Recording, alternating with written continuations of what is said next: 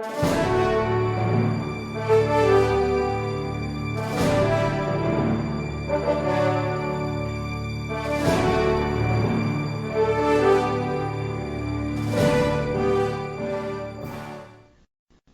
seems unnecessary for me to dwell further, Mr. President, on the 80.7 million account the Chief Justice, which he said is a commingled fund, commingled with the funds of his children and the Basa Guidote family. But this fund could very well provide the seed of reconciliation for the two feuding branches of the family. For this reason, Mr. President, I find the respondent guilty. This is certainly not law. For sure, it is not the law of the Constitution. It is only naked power, as it was in 1972. I had not thought that I would see it again, so brazenly performed. But for what it is worth, I cast my vote, if not for innocents falsely accused of offenses yet to exist, and if not for the law and the Constitution that we were privileged to restore under Cory Aquino, then because it is dangerous not to do what is right. When soon we shall stand before the Lord, I vote to acquit. Thank you. Yan, ang bansang Pilipinas. Nais ko po ng pagbabago. Nawa sa desisyon na ito, nakapag-ambag, nakatulong po ako ng konti. Masakit man ang proseso, sana dulot ito ng pagbabago sa ating bansa. Presume him guilty, presume him innocent, give him a day in court, ascribe to him good faith, yes, civil and criminal, sa media, etc. But guilty with the trial by publicity, the irresponsible hurling of figures and assets, among others. My fervent hope that those accused of wrongdoing and all those in public service should not hide behind our titles. We must come clean and give meaning to the constitutional requirement that we declare all our assets. Mr. President, on the accusation of respondent guilty. Nagtrabaho ako abroad. Nagka-cancer ang tatay ko. Bumalik ako. Sabi ng tatay ko, mag-resign ka nga dyan sa trabaho mong yan. Wala kang silbi sa bayan mo. Magsilbi ka sa sarili mong kababayan. Nagsilbing na nga ako. Pero kung ang politika ay mangigibabaw sa batas, wala na rin akong silbi. Bayan, kayo ang matol sa ginagawa dito sa impeachment trial. What's your vote? Would you be very surprised if I say that I vote not guilty? Filed inaccurate and false salens to conceal his enormous wealth. Where our Constitution and our laws require disclosure, he chose the path of concealment. He has lost his moral fitness to serve the people. He has betrayed the public trust. He cannot be Chief Justice a minute longer. I find the respondent guilty of Article 2. At hindi gaganda ang buhay ng ating mga kababayan. Mr. President, ano man ang maging hatol natin sa hapong ito, nais kong sabihin to the Chief Justice and his family, I wish you well. Naway gumaling po kayo sa inyong karamdaman sa lalong madaling panahon. Patnubayan nawa kayo at tayong lahat ng Diyos, kaugnay ng malaking hamon at pagsubok na sabay-sabay po natin kinaharap at pinagdaanan nitong mga nagdaang buwan. Mr. President, on Article 2, I find for the complainants and render judgment against the respondent, Chief Justice.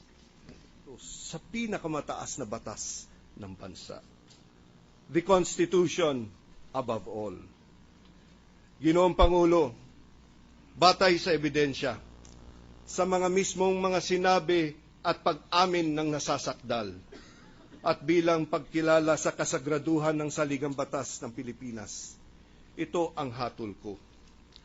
Ang nasasakdal na punong mahistrado ng Korte Suprema ay hindi na po karapat-dapat sa pagtitiwala ng sambayanang Pilipino. Mr. President, I vote to convict the accused Chief Justice of the Supreme Court. Maraming salamat po. Be judged. Bumalik na siya dito sa atin, sa piling ng taong bayan, para maranasan niya ang bunga ng kanyang pagkukulang. Sambayan ng Pilipino, ang hatol ko po ay guilty. Mr. Chief Justice, I wish you strength and honor. Thank you, Mr. President. Future.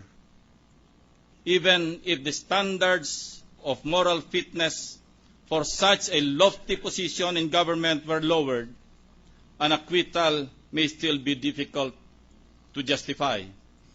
Mr. President, distinguished colleagues, I therefore find the respondent guilty as charged under Article 2 of the Articles of Impeachment. Account. Naawa po ako sa kanya dahil naintindihan ko po kung anong damdamin niya at sa kanyang pamilya. Nararasan ko rin po yan. At sana pagkakataon ito, pasasalamatan ko siya. Dahil nung pangalawa kong panalo bilang senador, sa kanya ako nanumpa bilang isang senador. Pasensya na po. Pasensya na po. Ang hatol ko sa inyo, guilty. And widespread distrust on the highest institution of our judicial system.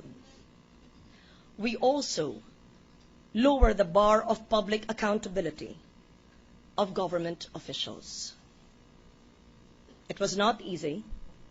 It is painful. But we must do it. I therefore vote for removal from public office. I vote to convict. We must be very, very careful and very, very fair in making this decision, because what we do today will reverberate throughout our social and political history, affecting generations beyond ours. When the furor has died down and this political storm has subsided, I know that, like Lady Justice, we shall find solace in the fact that this decision, though maybe not popular, was fair, impartial, and just. On the arguments presented and on the ground that the presumption of innocence has not been overcome, I vote to acquit the Chief Justice of the Supreme Court. Face the Miss Floreses of our country, whether in Mindanao, the Visayas, or Luzon, we must be able to tell them that justice is, to the best of our ability, being applied equally to the rich and to the poor, to the powerful and to the powerless. The Senate Impeachment Court must restore the people's faith in the judicial system. The Senate must bring about guilty on Article 2. To convict him is to uphold the rule of law, and will send the signal to the entire nation that the rule of law should be respected, and it should strike fear in the hearts of all those who wish to violate our laws and disrespect our Constitution. For this reason, I find the Chief Justice guilty. 3. Any violation is sufficient cause for removal or dismissal of an ordinary public employee. Ang patakarang pinapatupad para sa pangkaraniwang empleyado ng gobyerno ay dapat ding ipatupad sa punong maestrado, sapagkat tayong lahat ay pantay-pantay sa ilalim ng batas. Ang batas para kay Juan ay batas din para kay Renato. Therefore, the Senator Judge finds the respondent Chief Justice Renato C. Corona guilty of culpable violation of the Constitution and betrayal of public trust under Article 2 of the Articles of Impeachment. On testimonies of witnesses and not on theories of wags, on the arguments of lawyers and not on the analysis of their spokesmen, on submitted evidence and not on anonymous leaks, and above all, on the figures in official documents and not the numbers on the recent polls. Because as a judge, my duty is to choose what is right and not what is popular. Having expressed the foundation of my decision, let me put forward my observations on this trial. First, in an impeachment complaint, length is not strength. Better for an indictment to be short but substantial than one that is long in allegations but short in proof. Second, haste makes waste. The reason why the trial simmered in the Senate is because the articles were served half-cooked instead of well done. Third, the way evidence was produced left a bad taste in the mouth. Mr. President, let me now explain my vote. There is no such thing as a SAL-N so statistically perfect that it is precise to the last decimal point. If a government employee is asked to catalog what he owes and what he owns, some information may fall into the crack, not as an act of deliberate concealment, but as an unwitting omission done in good faith.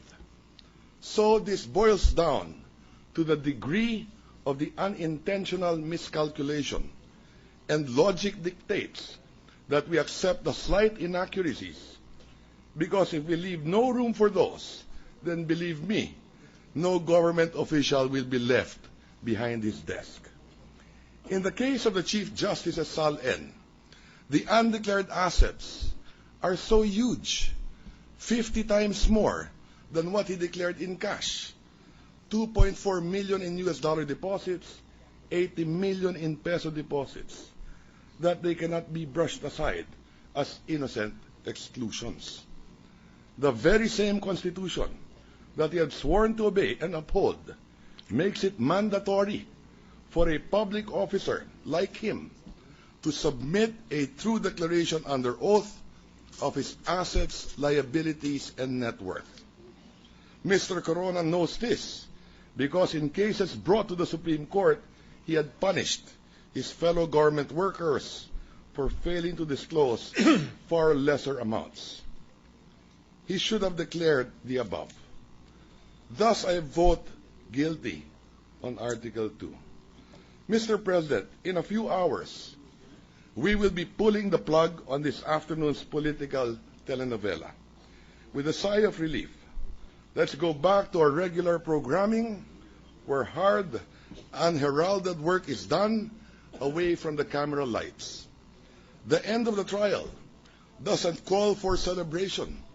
It calls for getting our bearings back and setting our priorities right again. 1 in 5 people who watch this trial on TV occasionally go hungry. 1 in 3 in the labor force had all the time to watch because they had no work. 5 in 10 people who followed this trial rated themselves poor. 80% do not even have a bank account or savings. So if we think what we have done here is Herculean, then we stand indicted for being clueless of what our people want and ignorant of our true potential. It is easy to impeach one man.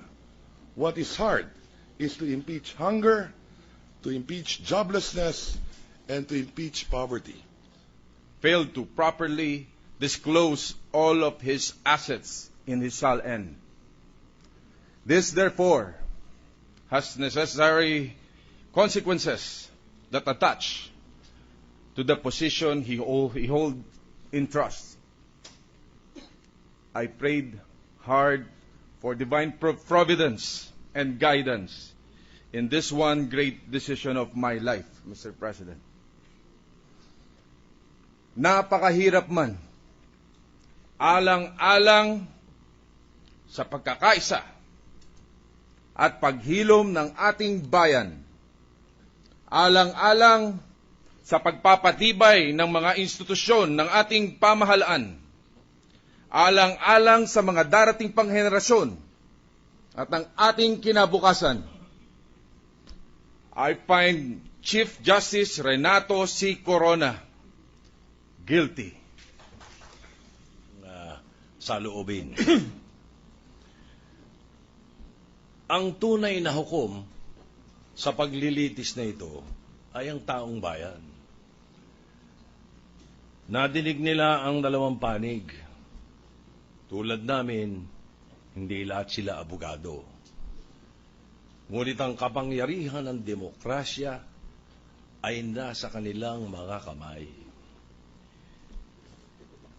In my conscience, Mr. President, I have heard their decision. And for them, I vote. Based on the evidence and admissions, Chief Justice Renato Corona had at least 80 million pesos and $2.4 million, which he did not disclose in his SALN. As an explanation, he said that he was bound by the absolute confidentiality clause of the Foreign Currency Deposit Law. As to the peso deposits, the Chief Justice claimed that they were commingled with other funds that were not his, and therefore, he could not disclose them. However, Article 11, Section 17 of the Constitution is very clear in its language. A public officer or employee shall, upon assumption of office, and as often thereafter as may be required by law, submit a declaration under oath of his assets, liabilities, and net worth. To interpret the confidentiality clause of RA 6426 as a prescription to the disclosure of dollar deposits is erroneous, self-serving, and an afterthought. As to the claim that the peso deposits were commingled, the AMLAC documents, which showed a steady stream of deposits worth millions of pesos to the accounts of the Chief Justice, were given more weight and credence.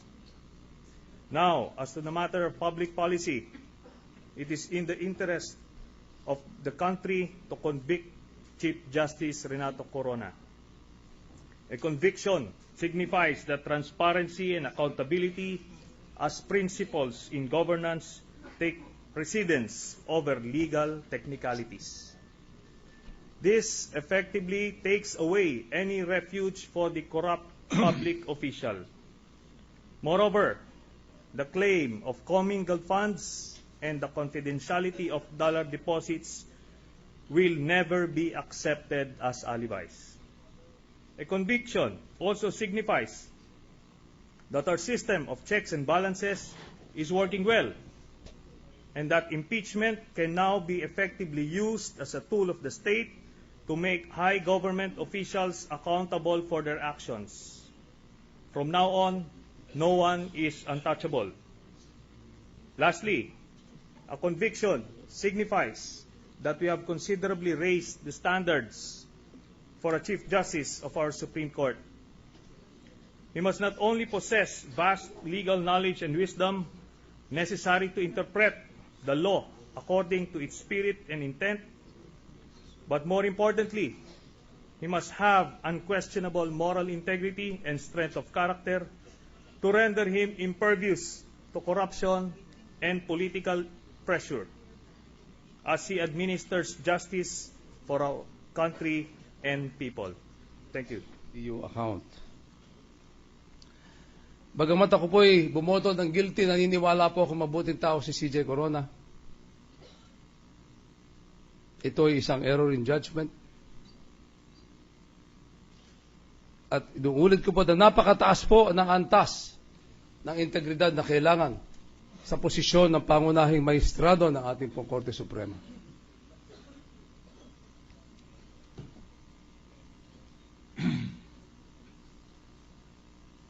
Pabayaan niyo pong bigay ko rin ang obserbasyon ko sa mga nangyari noon. Ako'y nalulungkot din na meron tayo, at sana wag na po mangyari sa mga darating na panahon ng illegal na pagkuha ng mga ebidensya ay parang normal o binabaliwala natin. Napakahalaga po niyan sa ating sistema ng hustisya. Napakahalaga ng isang ebidensya na hindi legal ang pagkuha ay hindi pwedeng tanggapin. Sana po, yung mga hindi na maulit, yung mga little lady, yung mga mailbox, mga Mr. Anonymous, Yan po, sabi nga ni Congressman Pariñas, mga palusot. Huwag na po sana maulit dyan sa mga darating na panahon. At huwag na rin po sana maulit yung walang pakundangan na paggamit ng mga ahensya ng gobyerno. Mahalaga din po na mahalin natin ang kalayaan po ng ating mga institusyon. Yan po ay magpapalakas ng ating demokrasya. Mahalaga po sa akin ang mga bagay na yan. At inuulit ko po, naniniwala ako, mabuting tao si CJ Corona, subalit, dito po sa issue ng FCDO account, nagkamali po siya rito.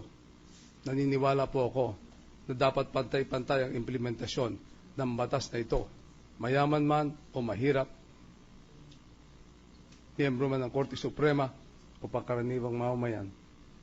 Kaya po ako ay bumoto ng guilty. And my own conscience is a sacred duty that I've taken on myself, that I have sworn to perform.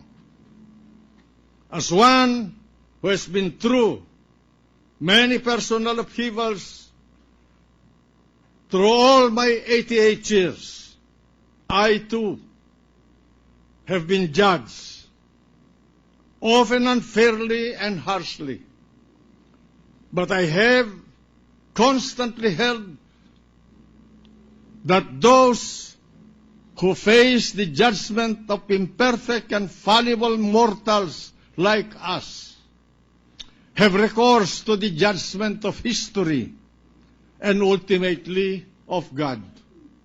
And so, with full trust that the Almighty will see us through the aftermath of this chapter in our nation's history, I vote to hold the Chief Justice of the Supreme Court, Renato C. Corona, guilty as charged under Article numeral 2, paragraph 2.3, and that his deliberate act of excluding substantial assets from his sworn statement of assets, liabilities, and net worth constitutes, in my humble view, as a member of this court, a culpable violation of the Constitution of the Republic of the Philippines. Thank you.